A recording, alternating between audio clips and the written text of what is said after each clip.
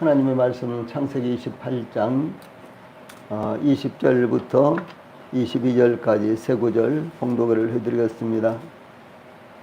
하나님의 말씀 창세기 28장 20절부터 22절까지 봉독을 해드리겠습니다.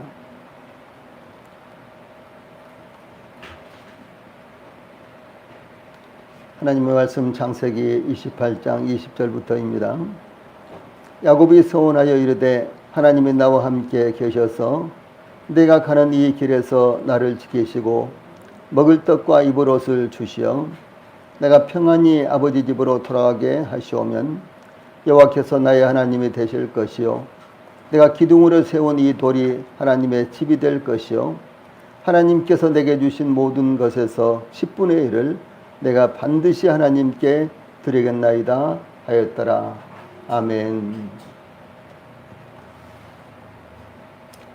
예, 지금 봉독해드린 창세기 28장 20절로 22절 말씀을 통해서 오늘 저녁에는 서원의 조건과 계획, 서원의 조건과 계획 이런 주제로 말씀을 전해드리겠습니다.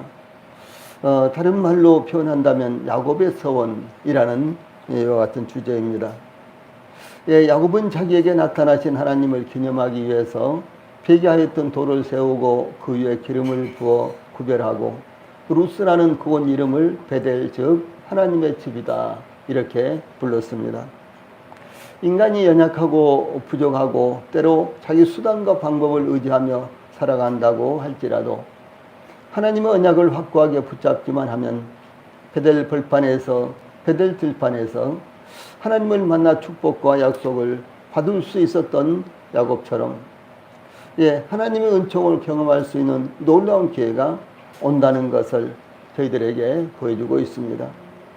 야곱은 때로는 교활하고 때로는 연약한 인간의 다양한 심성을 모두 가진 사람이었지만 하나님의 약속으로 인해 하나님과 동행하는 생애를 살았을 뿐만 아니라 훗날에서도 이 에서와도 화해가 이루어졌으며 가나안 땅의 주인이 되는 영예를 얻게 되었습니다.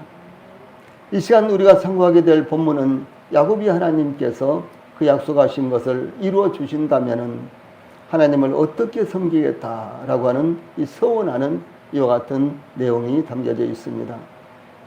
먼저 20절 말씀은 서원의 조건에 대해서 말씀하고 있습니다. 이 본문에 야곱이 서원하여 20절에 이렇게 시작을 하죠. 이 서원하여라는 말씀은 맹세했다 그런 말입니다. 예, 우리 맹세하자 이렇게 하지 않습니까? 혹은 이 말씀을요 좀 더 우리가 평상시에 사용하는 말로 바꾼다면은 약속했다 이런 말이 되죠. 그래서 서원하다, 맹세하다, 약속하다 이런 말들은요 거의 비슷한 의미가 담겨져 있습니다. 예, 그래서 하나님의 크신 사랑과 은총에 감동되어 하나님께 자신을 드리겠다고 약속하거나 혹은 어떤 이 소원, 즉 기도를 갖고 하나님께서 그것을 이루어 주시면은 어떻게 하겠다는 것을 하나님의 입으로 맹세하고 약속한 것, 이것이 바로 서원하다라는 의미입니다.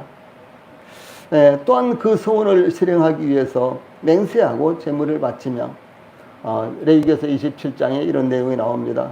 또 어떤 일을 삼가는 것을 의미하며 시편 142편 2절이고 또 하나님의 은총에 대한 보답으로 견건한 열심과 헌신의 표시가 함께 드려진 것을 의미를 합니다. 입다가 사사로 부르심을 받아 암몬 조선과 전쟁하기 위해서 암몬 조선을 물리치기 위해서 출전할 때에 사사기 11장 30절과 31절에 보면 그가 여호와께 서원하여 가로되 입다가 여호와 하나님께 서원하여 말하기를 어떻게 서원했느냐 가로되 주께서 과연 암몬 자손을 내 손에 붙이시면 내가 암몬 자손에게 평안히 돌아올 때에 누구든지 내 집 문에서 나와서 나를 영접하는 그는 여호와께 돌릴 것이니 내가 그를 번제물로 드리겠나이다 이렇게 맹세했습니다.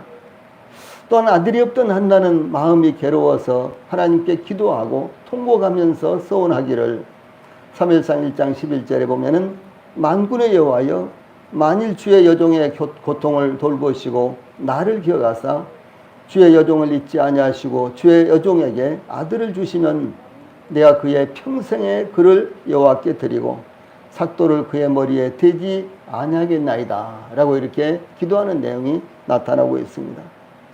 이 본문에서는 야곱이 어떤 것을 바라고 소원하는 것 때문에 소원했다기보다는요, 먼저는 하나님께서 그를 찾아오셔서 축복해 주셨고 이 약속해 주신 은총에 대한 감사와 하나님의 약속이 성취되기를 바라며 확신하는 마음 때문이었습니다. 야곱은 서원의 조건을 여기 20절과 21절 초반부에 보면 하나님이 나와 함께 계셔서 내가 가는 이 길에서 나를 지키시고 먹을 떡과 입을 옷을 주시어 내가 평안히 아비 집으로 돌아가게 하시면 이렇게 전제를 합니다. 우리말 번역에는 야곱이 서원하여 이르되와 하나님이 나와 함께 계셔서가 이어진 것으로 번역이 되는데 이 원문에는 그 사이에 만약, 영어로 if라는 이런 말이 있습니다. 만약. 그런데 이런 말이 있는데 영어에서도 번역되었는데 우리말 성경에서는 그것이 생략됐습니다. 그래서 야곱이 서원하여 이르되 만약 하나님이 나와 함께 계셔서 이렇게 되어 있는 거예요. 이것이 원문에는 이렇게 되어 있다는 것이죠. 여기 사용된 만약이라는 말을 두 가지로 해석할 수 있는데 첫째는 만약 뭐뭐 하시면은 만약 뭐뭐 해 주시면 그런 뜻으로서 야곱이 하나님의 약속에 대한 믿음의 연약함으로 하나님과 거래를 하고 있다라고 하는 해석입니다. 하나님이 이렇게 해주시면 제가 이렇게 하겠습니다. 이렇게 거래를 하고 있다라고 하는 것입니다. 다른 하나는 야곱이 하나님께 대한 믿음을 나타내고 있다라고 하는 해석입니다. 즉 하나님께서 약속하신 대로 이루어 주실 것이기 때문에 하나님께서 약속하신 대로 이루어 주실 것이기 때문에 21절 후반부에 여호와께서 나의 하나님이 되실 것이요. 그런 뜻이라는 거죠. 하나님은 나에게 말씀하시고 약속하셨는데 그 약속을 이루실 것이 분명하니까 하나님은 나에게 하나님이십니다. 이런 뜻이라는 거죠. 그러니까 제가 처음에 말씀드렸던 것과 아주 다르죠. 처음에는 하나님이 저에게 약속하신 것을 이루어 주신다면은 하나님은 나에게 하나님이 되실 것이요. 그런 뜻이고요. 또 다른 하나의 의미는 하나님은 나에게 말씀하시고 약속하셨는데 그 약속을 이루어 주실 것이기 때문에 하나님은 나에게 하나님이 되십니다. 이런 뜻이라는 거죠. 그런데 이 두 가지 해석이 다 이제 이제 통용이 될 수가 있습니다. 받아들여질 수가 있습니다. 이 야곱이 하나님의 축복을 갈망하면서도 지금까지 육신적인 생각과 수단과 방법에 의존하고 있었기 때문에 여전히 옛사람의 습관이 아직도 남아있는 모습이다 라고 이렇게 볼 수가 있습니다. 그러나 한편 야곱이 하나님을 만나 하나님의 직접적인 축복과 약속을 받은 후에는 하나님의 약속에 대한 확신으로 고백을 하고 있다 라고 이렇게 볼 수도 있는 것입니다. 그러나 야곱이 이후에도 즉 밧단 아람에서도 하나님께 모든 것을 맡기기보다는 그의 눈이 보기 좋은 대로 선택하며 또한 그의 방법과 수단을 버리지 못했던 것이 나타나고 있습니다. 예를 들어서 결혼과 관련해서도 이상은 어떻습니까? 자기가 그 상대를 보고 결정을 한 것이 아니고요. 하나님께서 혹은 아브라함의 종, 아버지의 늙은 종이 가서 결정하도록 이렇게 모든 것을 맡겼죠. 그 사이에 이삭은 다만 이제 저녁 때가 되었을 때 기도하고 있었다라고 하는 사실이죠. 그런데 야곱은 어떻습니까?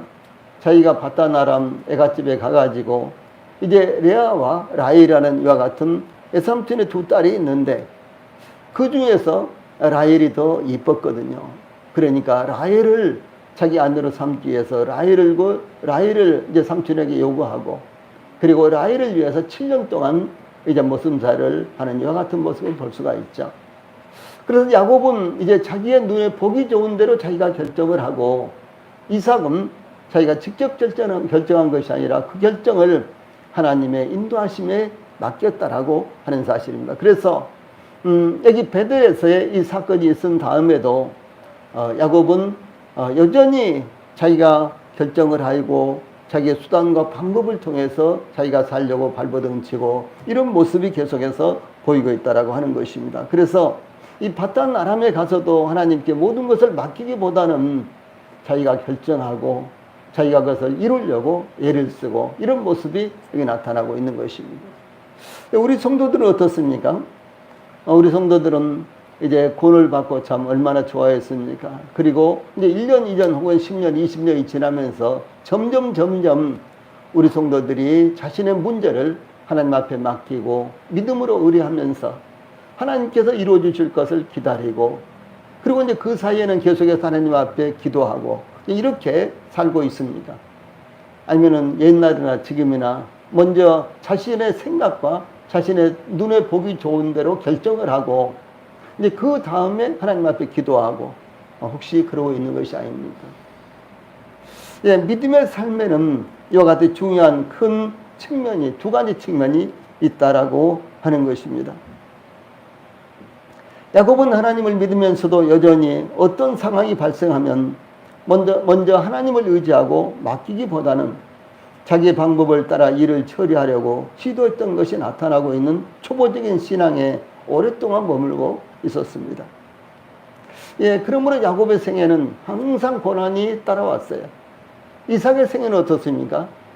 이삭의 생애는요, 믿음의 사람들, 구약 성경에 나오는 믿음의 사람들 가운데 가장 평탄한 삶을 삽니다. 왜 그랬을까요? 이삭은 전적으로 하나님 앞에 맡기는 이와 같은 생애였습니다. 예를 들어서 블레셋 사람들과의 다툼에서도 이삭은 늘 하나님 앞에 맡기고 포기하고 또 새로운 곳에 가서 또 새로운 지역을 또 가서요 또 거기서 무엇을 찾았습니다. 이와 같은 이삭, 그래서 이삭은 늘 평안한 가운데 그의 생애가 이루어졌지만 야곱은 그렇지 않았습니다. 자기 손으로 해결하고 자기 눈에 보기 좋은 대로 결정을 하고 자기의 수단과 방법을 통해서 일을 이루려고 했기 때문에 야곱은 참 고난한 이 고단한 이와 같은 일생을 살았다. 예, 그래서 야곱이 이제 145세가 되었을 때 저 애굽에 내려가서 애굽의 바로 왕 앞에 섰을 때 고백하기를 내 나이가 145세인데 내 조상의 나이만큼은 아직 못 됩니다. 그러나 나는 험악한 세월을 보내었나이다. 이렇게 고백을 하는 모습을 볼 수가 있죠. 예, 이와 같은 것들은 저희들에게 있어서요 대단히 중요한 교훈이 되는 것입니다. 예, 그러므로 야곱은 완전한 확신으로 인해서 하나님께 서운하는 입장은 아니다 라고 이렇게 볼 수가 있습니다.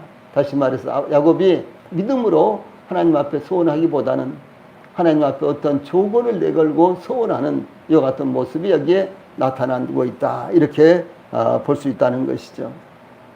이 야곱은 20절과 21절에서 하나님이 나와 함께 계셔서 내가 가는 이 길에서 나를 지키시고 먹을 떡과 입을 옷을 주시어 내가 평안히 아버지 집으로 돌아가게 하시오면 이렇게 조건을 가지고 요청을 합니다. 예, 하나님께서도 이미 야곱에게 내가 너와 함께 있어 내가 어디로 가든지 너를 지키며 너를 이끌어 이 땅에 돌아오게 할지라 내가 내게 허락한 것을 다 이루기까지 너를 떠나지 아니하리라. 15절에 이미 이렇게 약속을 하셨습니다. 물론 야곱이 요구하였지만 하나님은 먹을 떡과 입을 옷에 대해서는 구체적으로 언급이 없으셨습니다.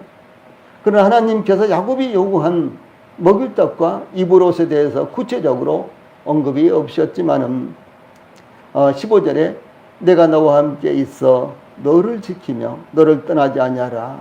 이렇게 하나님께서 함께 하시며 지켜주시며 떠나지 아니하시겠다고 말씀하신 것입니다. 특히 야곱이 요청한 핵심은 내가 평안히 집으로 돌아오게 하시면 21절이죠. 이런 말씀에 대해서 하나님께서 너를 이끌어 이 땅으로 돌아오게 할지라 15절에 이렇게 약속하셨던 것입니다. 이와 같이 하나님의 약속에는 먹고 입고 생활하는 모든 것이 다 포함되었던 것입니다. 그러므로 야곱에게 필요한 것은 하나님의 약속의 말씀을 여과 없이 조금도 버리지 말고 여과 없이 그대로 받아들임으로 하나님께 감사하고 찬양하고 예, 그 약속의 말씀을 굳게 붙들어야 한다라고 하는 것입니다. 그러므로 사랑하는 우리 성도님들, 우리 성도님들도 동일하게 이 하나님의 약속에 대해서요, 우리는 여과 없이 그대로 받아들인 것이 중요합니다. 그리고 그 약속을 굳건하게 붙들고요, 하나님 앞에 감사하고 찬양하면서 그 약속이 이루어지기를 간절히 기다리는 마음을 가져야 된다라고 하는 사실입니다.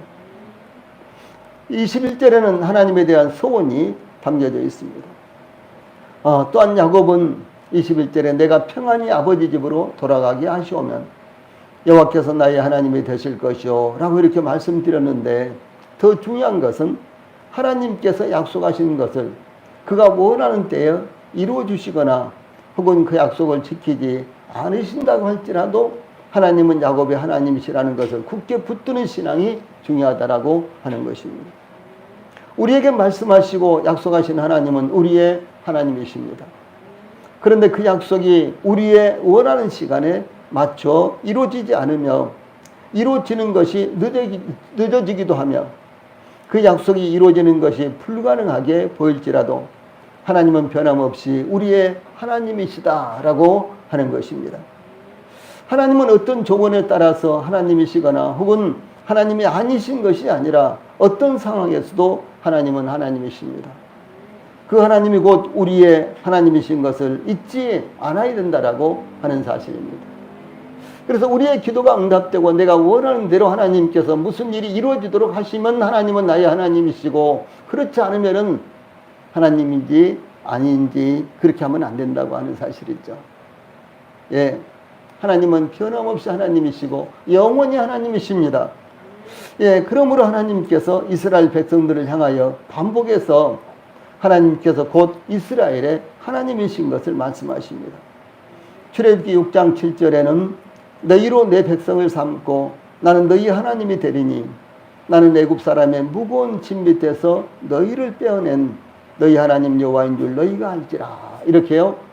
예, 출애굽기 6장 7절 한 구절에 두 번이나 나는 너희 하나님 여호와다 이런 말씀이 나옵니다.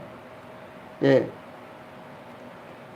그런가 하면 또 출애굽기 6장 2절, 8절, 29절 등등의 여러 곳에서 레위기에서 또 구약성경 여러 곳에서요. 나는 여호와로라 이렇게 말씀하시고, 또 레위기서 11장 44절 이하 또 여러 곳에서 나는 너희 하나님 여호와니라 이렇게 말씀하십니다. 또 이사야서 55장 24절 등등 많은 곳에서 이스라엘의 거룩하신 자라고 이렇게 하나님께서 자신을 소개하고 있습니다. 이스라엘의 거룩하신 자.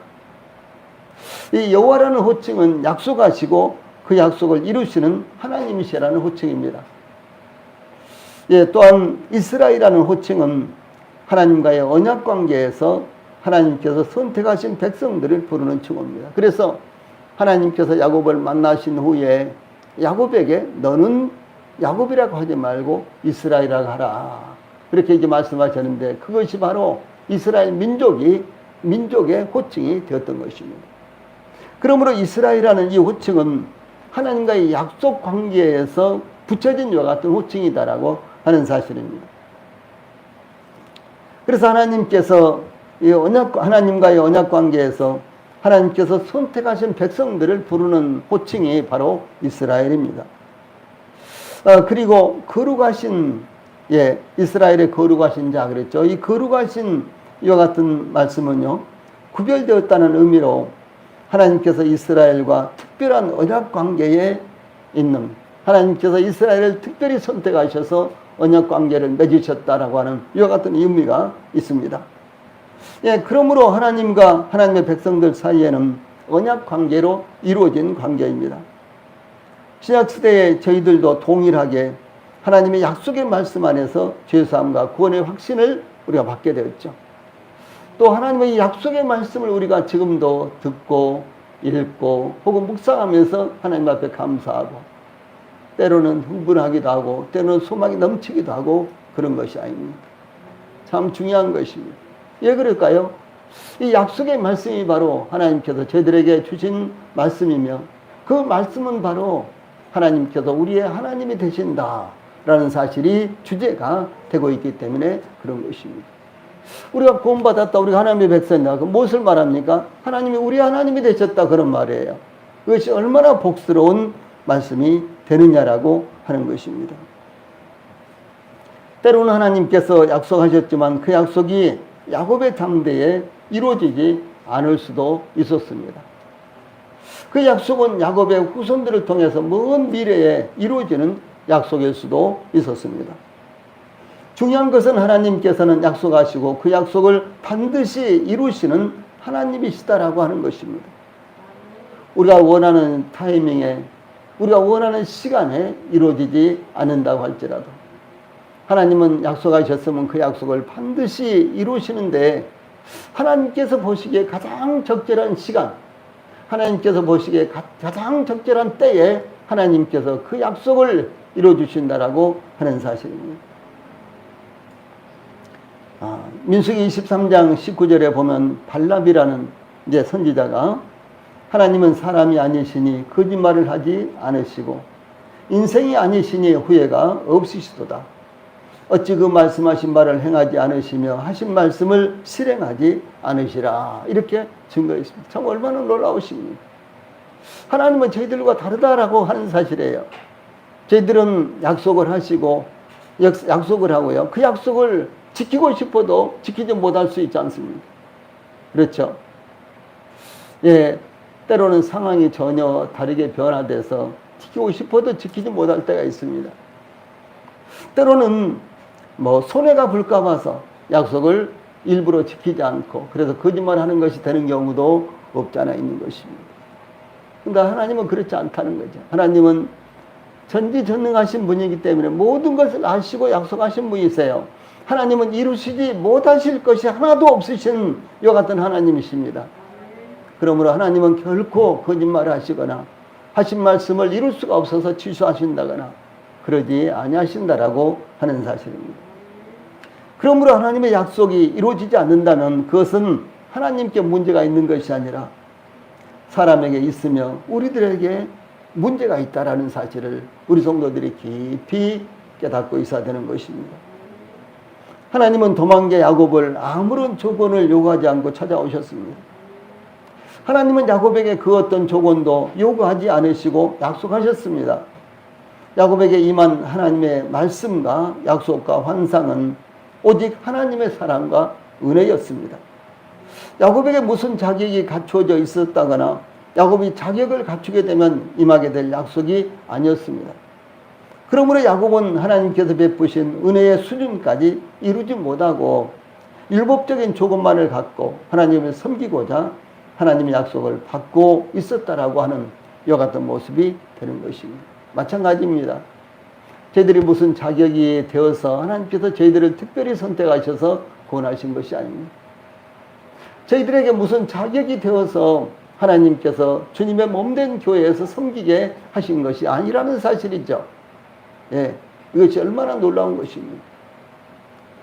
저희들의 죄와 저희들의 방법으로서는요, 도저히 이룰 수 없는 것입니다. 구원도 이룰 수 없는 것입니다. 복음과 진리가 있는 주의 몸된 교회도 여전히 이룰 수가 없는 것입니다.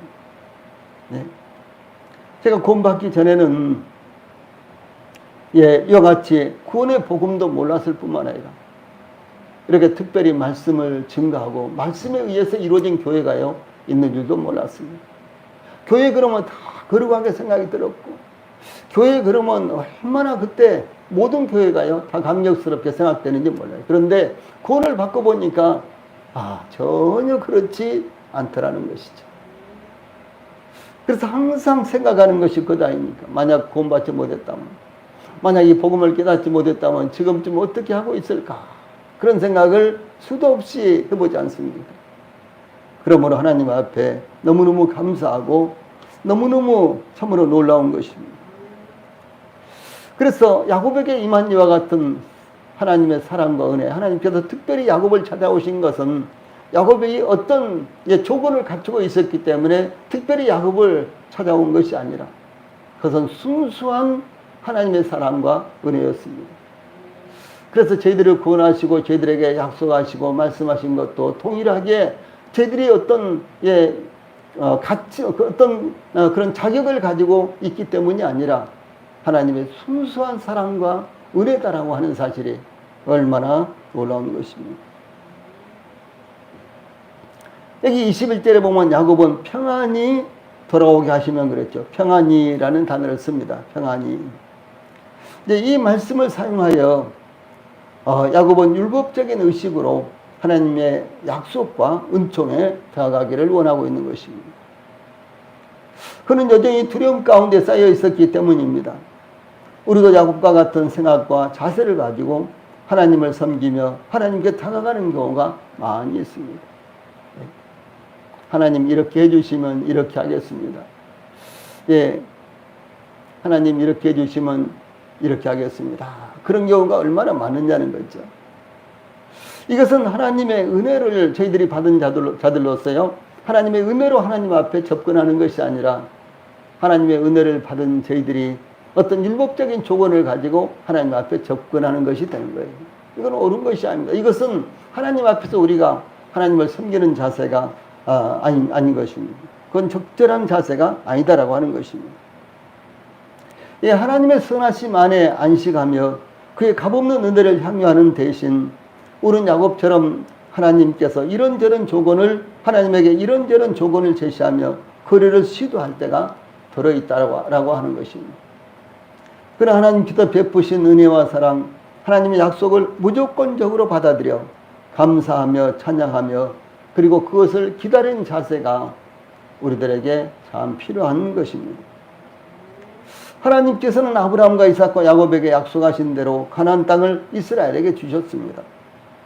그러나 이스라엘 백성들은 하나님의 능력으로 애굽에서 해방되었지만 하나님의 약속의 말씀을 믿지 않으므로 광야에서 40년 동안이나 머물게 되었습니다. 그 40년 동안 이스라엘은 10번이나 하나님을 반역을 했었죠.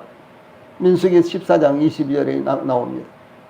그러나 하나님은 이스라엘의 조상들과 맺으신 약속을 그러할지라도 하나님은 이스라엘의 조상들과 맺으신 약속을 신실하게 지켰다라고 하는 사실입니다. 참 놀라운 것입니다. 다시 말해서 하나님은 저희들의 어떠함과 관련해서 저희들을 받으시기도 하고 내치기도 하시고 그런 것이 아니라 저희들에게 약속한 그 약속의 근거에서 저희들을 계속해서 지키시고 끝까지 저희들을 보존하신다라고 하는 사실입니다. 예, 그러므로 이스라엘 백성들이 애굽에서 해방되어 홍해를 건넌 후에 출애굽기 15장 2절에 여호와는 나의 힘이요 노래시며 나의 구원이시로다. 그는 나의 하나님이시니 내가 그를 찬송할 것이요 내 아비의 하나님이시니 내가 그를 높이리라. 이렇게 찬양을 했는데 저희들도 이런 찬양을 계속해서 해야 되는 것입니다. 엘리야가 갈멜산에서 바알과 아세라 선지자 850명과 참 하나님이 누구신지 시험하기 위해 진짜 하나님이 바알인지 여호와인지 시험을 하기 위해서요. 이 바알 선지자들과 아세라 선지자들에게 이렇게 요구합니다. 열왕기상 18장 24절에 너희는 너희 신의 이름을 부르라. 나는 여호와의 이름을 부르리니 이에 불로 응답하는 신 그가 하나님이시니라 라고 이렇게 제의했을 때 이 바알의 선지자들은 하루 종일 바알의 이름을 불렀으나 바알은 불로 응답하지 않았습니다. 그러나 엘리야가 열왕기상 18장 36절 37절에 보면 아브라함과 이삭과 이스라엘의 하나님 여호와여 주께서 이스라엘 중에서 하나님이신 것과 내가 주의 종인 것과 내가 주의 말씀대로 이 모든 일을 행하는 것을 오늘 알게 하옵소서. 여호와여 내게 응답하옵소서. 내게 응답하옵소서.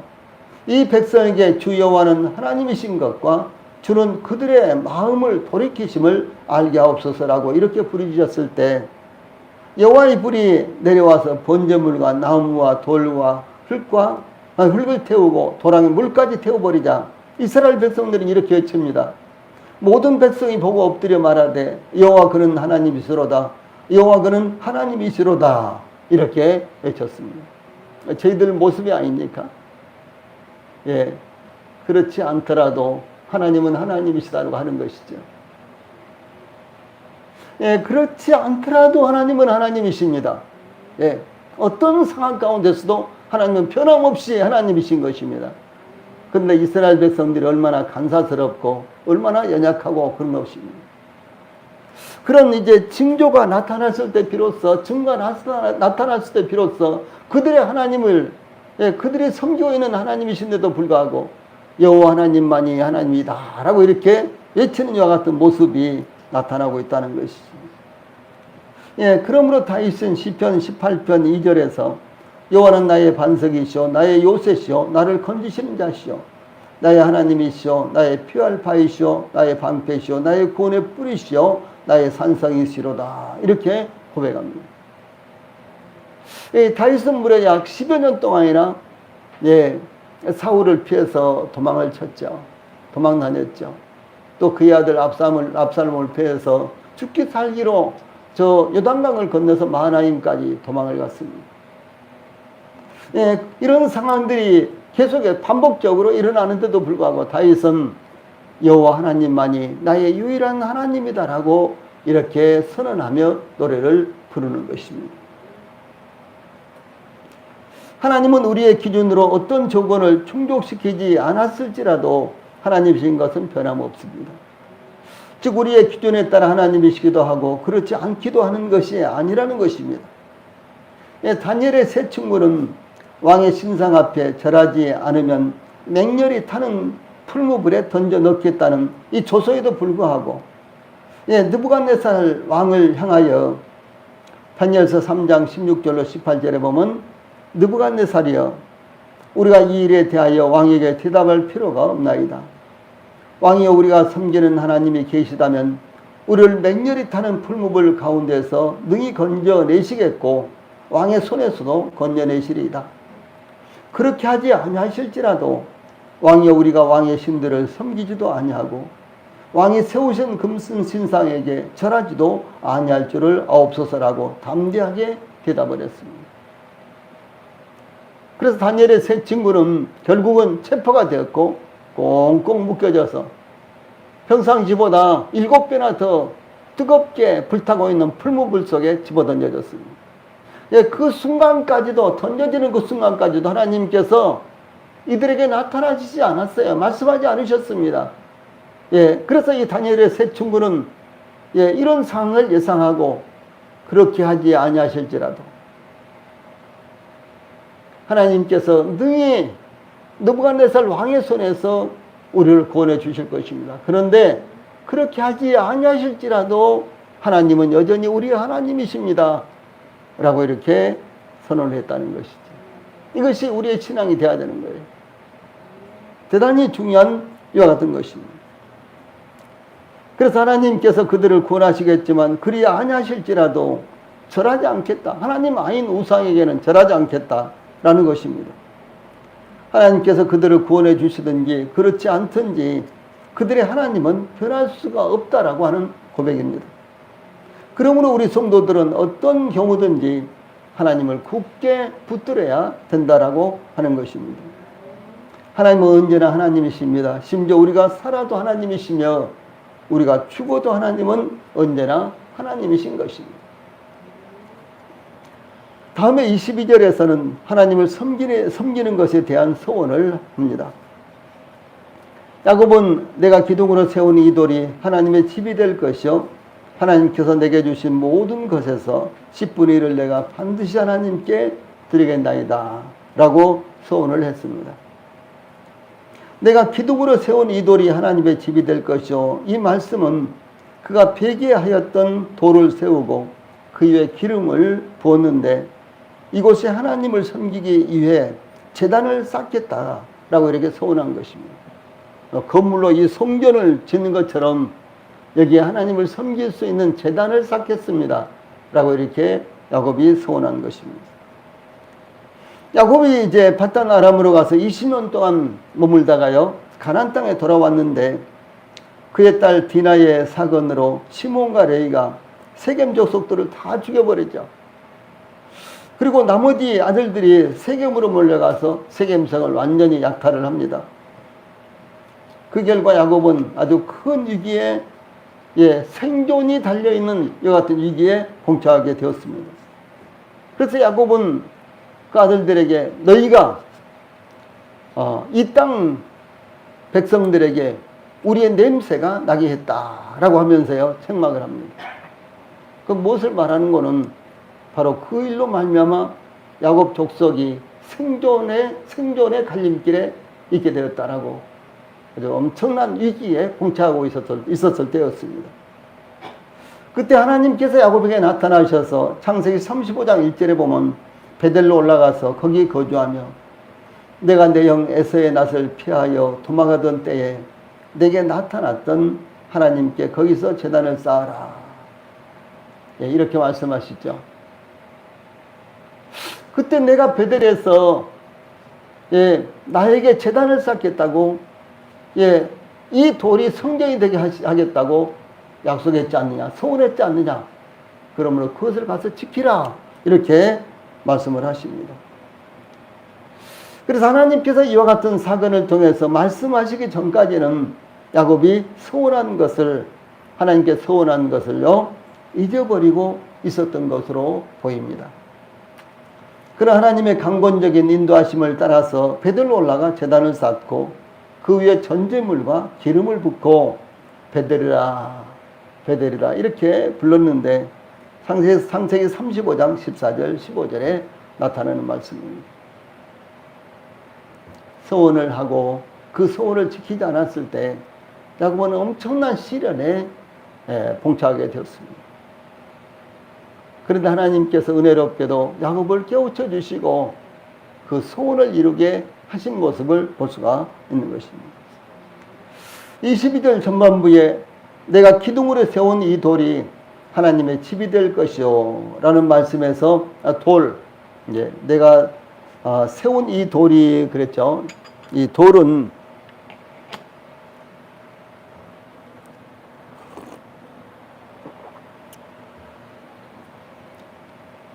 자연인 곧 구원받지 못한 인간을 의미합니다. 내가 기둥으로 세운 이 돌이 그랬죠. 이 돌은 자연인으로서 구원받지 못한 인간. 적용을 하자면 바로 야곱 자신을 의미하는 것입니다.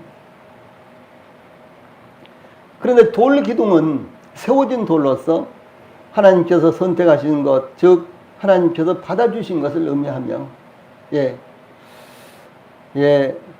야곱을 하나님께서 받아주신 것을 상징적으로 나타내는 것입니다. 그 위에 기름이 부어진 것은 하나님께서 들어짐으로 구별된 것을 의미합니다.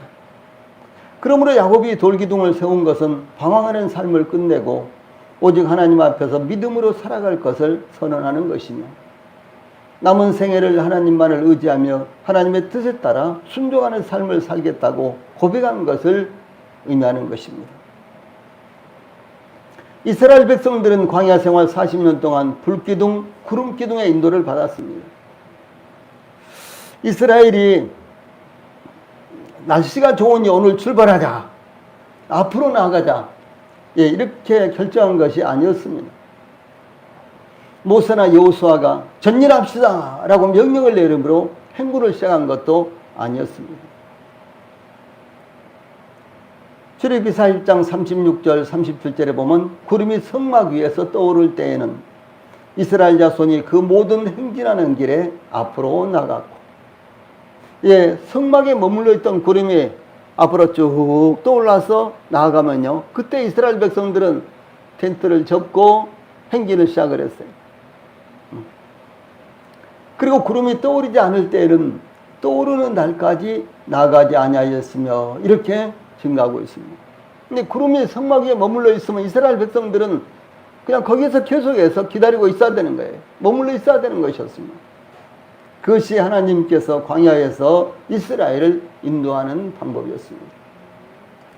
민수기 9장에는 이것을 좀 더 아주 세밀하게 잘 표현하고 있는데 여러분 우리 성도님들 민수기 9장 한번 찾아봅시다. 하나님의 말씀 민수기 9장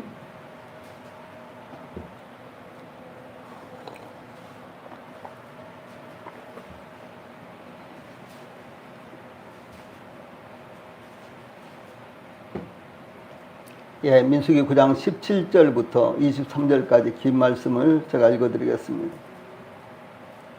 민수기 9장 17절부터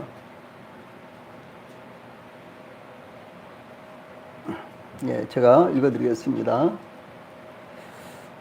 예. 구름이 성막에서 떠오르는 때에는 이스라엘 자손이 곧 행진하였고 구름이 머무는 곳에 이스라엘 자손이 진을 쳤으니 이스라엘 자손이 여호와의 명령을 따라 행진하였고 여호와의 명령을 따라 진을 쳤으며 구름이 성막 위에 머무는 동안에는 그들이 진영에 머물렀고 구름이 성막 위에 머무는 날이 오를 때에는 이스라엘 자손이 여호와의 명령을 지켜 행진하지 아니하였으며 혹시 구름이 성막 위에 머무는 날이 적을 때에도 그들이 다만 여호와의 명령을 따라 진영에 머물고 여호와의 명령을 따라 행진하였으며 혹시 구름이 저녁부터 아침까지 있다가 아침에 그 구름이 떠오를 때에는 그들이 행진하였고 구름이 밤낮 있다가 떠오르면 곧 행진하였으며 이틀이든지 한 달이든지 1년이든지 구름이 성막 위에 머물러 있을 동안에는 이스라엘 자손이 진영에 머물고 행진하지 아니하다가 떠오르면 행진하였으니 곧 그들이 여호와의 명령을 따라 진을 치며 여호와의 명령을 따라 행진하고 이렇게요 아주 세밀하게 말씀하고 있습니다. 자, 이 말씀을 통해서 우리가 볼 수 있는 것이 무엇입니까? 하나님은 철저하게 그 백성들을 인도하신다라고 하는 것입니다. 아마 이스라엘 백성들에게 맡겨놨더라면 오늘은 날씨가 좋으니까 행진합시다 뭐 이렇게 됐겠죠. 오늘은 피곤하니까 좀 쉬었다 갑시다 뭐 이렇게 됐겠죠. 이곳은 오아시스 물이 풍부하니까 우리가 좀 여기서 오랫동안 쉬었다 갑시다 뭐 이렇게 됐겠죠. 그런데 하나님은 이 모든 상황과 관계없이 이스라엘 백성들을 인도하되 성막 위에 머물러 있던 구름이 높이 떠오르면은 이스라엘 백성들로 하여금 행진하게 하셨고, 예, 하루나 이틀이나 한 달이나 1년 동안에도 성막에 머물던 구름이 떠오르지 않으면 이스라엘 백성들이 그대로 그곳에서 수경하게 머물게 하셨다라고 하는 사실입니다. 우리 성도님들, 우리의 신앙생활이 마치 이와 같이 돼야 되는 거예요. 이 성령님의 인도하심, 하나님의 말씀의 인도하심이 우리에게 있으면은 우리는 출발하기도 하고 행진하기도 하고 머무르기도 하고 그렇게 해야 된다는 것이죠. 하나님의 말씀에 따라서 성령님의 인도하심에 따라서 우리는 행진하기도 하고 머물기도 하고 이 두 가지가 이루어져야 된다라고 하는 것입니다.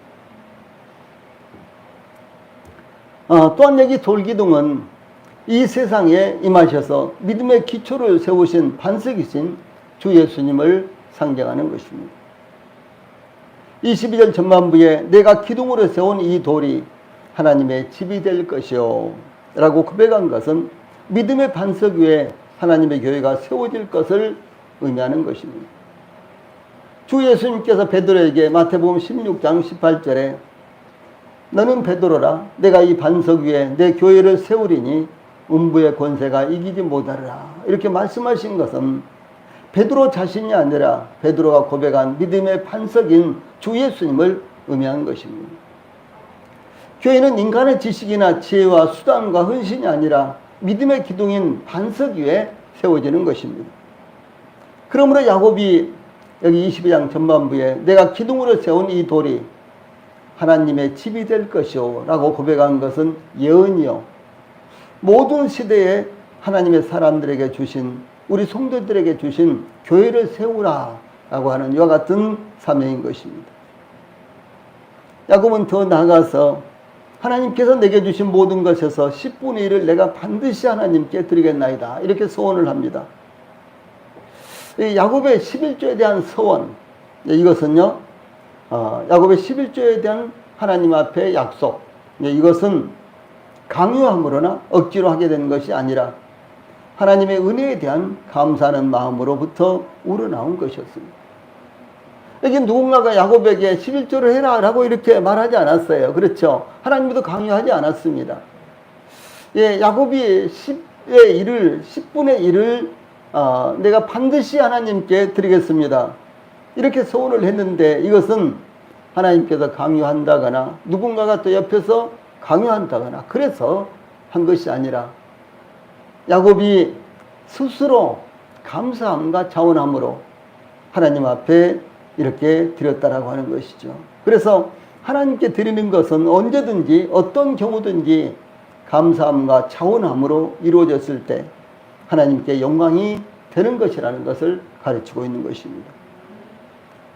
그런데 야곱이 11조를 드리겠다고 소원한 것은 하나님께서 그에게 찾아오셔서 축복하시고 약속하신 것을 영원히 잊지 않고 감사하는 마음을 갖고 싶은 마음에서 나온 것이다. 이게 참 중요한 것입니다. 예. 야곱이 지금 11조 하겠다고 10분의 1을 하나님께 드리겠다고 소원한 것은 하나님께서 이 베델 들판에 홀로 있는 자기에게 찾아오셨고 말씀해 주셨고 약속해 주셨고 축복해 주셨어요. 야곱은 이 사실을 잊지 않기 위해서 하나님 앞에 10분의 1을 드리겠다고 이렇게 약속을 하는 것입니다.